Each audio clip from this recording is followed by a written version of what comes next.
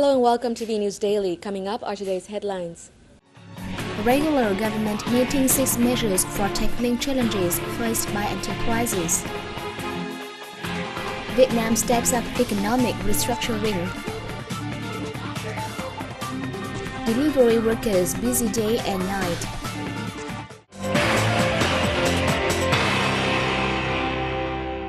Party General Secretary Nguyễn Phú Trọng received representatives from Laos Women's Union, led by President Sisay Luzet Munsong, in Hanoi on May 3rd.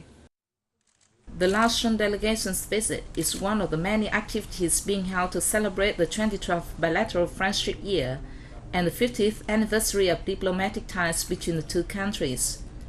When addressing the meeting, Trọng said that the comprehensive cooperation between Vietnam and Laos is invaluable to both peoples and needs to be safeguarded for future generations. The party leader praised the role the women's unions play in fostering ties between the two countries. He added that he hopes the women's unions in both countries will continue to uphold their traditions and successfully fulfill the tasks they are assigned.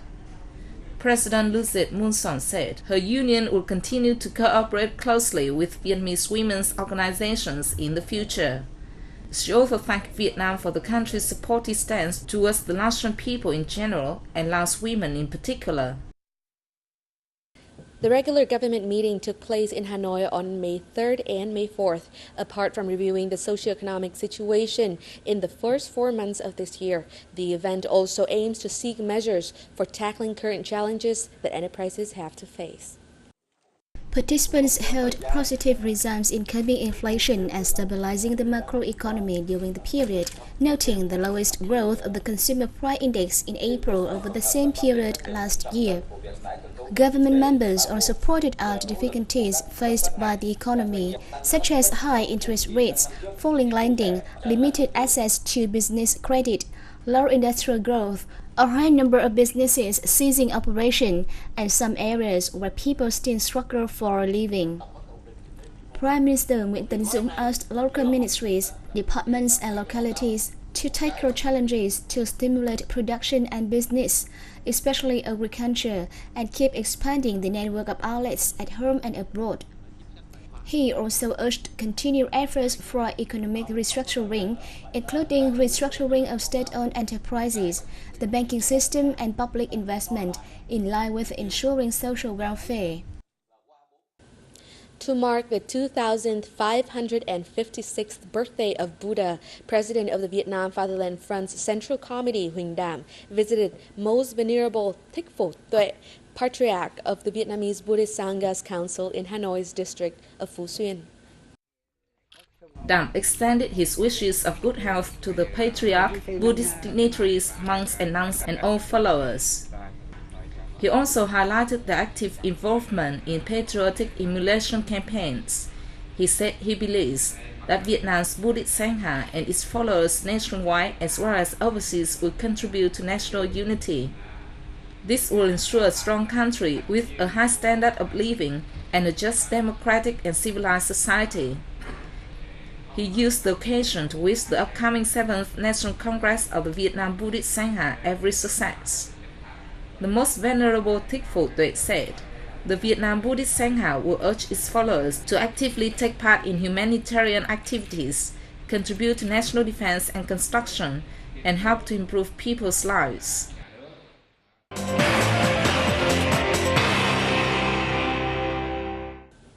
A seminar on restructuring public investment and state-owned enterprises opened in Hanoi on May 4th, bringing together Vietnamese and German economic experts.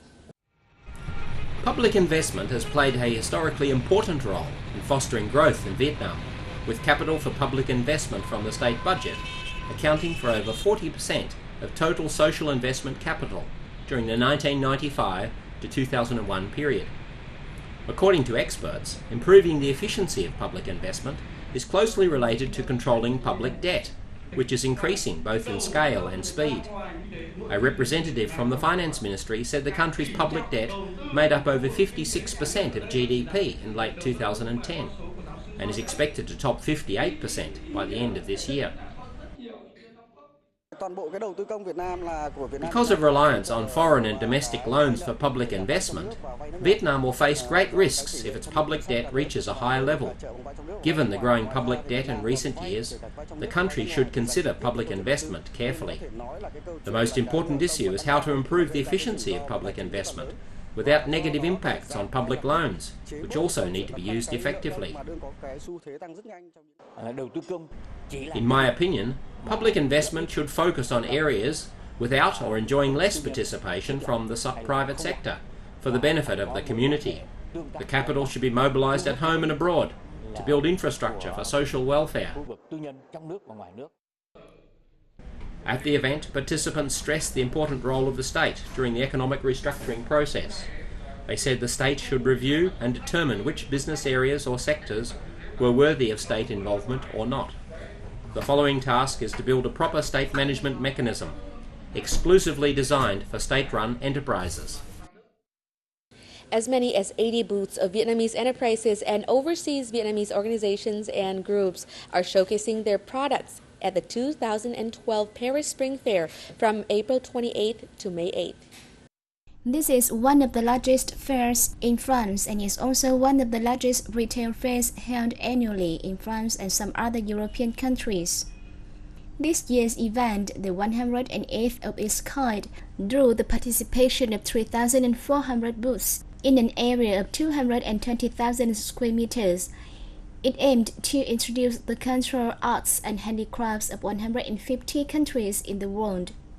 Vietnamese booths covering 600 square meters display typical products such as jewelry, silk clothes, scarves, and other handicraft products, drawing the special attention of visitors. Gosant Ruby, sales manager at the fair, spoke highly of the quality of Vietnamese products and also suggested Vietnamese enterprises diversify products.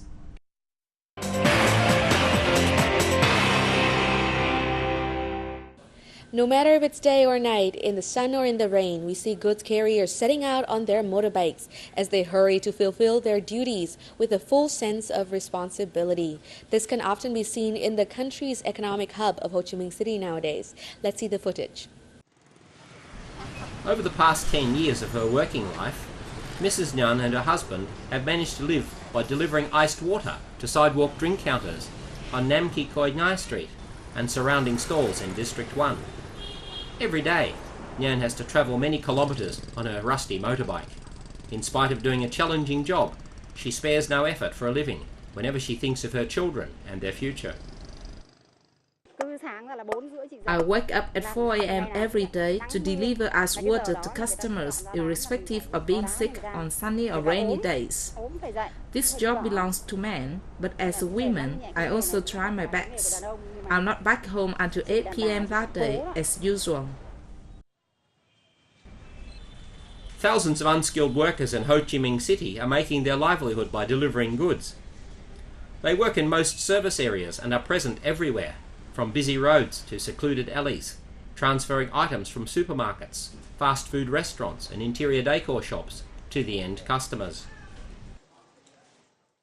My friends used to hire this service and now I become familiar with it. I really believe in this type of home delivery service because it is very convenient. In order to hand over enough goods in a safe and quick manner, these workers also equip themselves with travel skills to move swiftly on roads and avoid traffic jams. However, they sometimes turn a deaf ear to danger and traffic safety because of time pressures. Generally, no matter how hard the job is, I still must try my best, irrespective of bad weather or traffic congestion.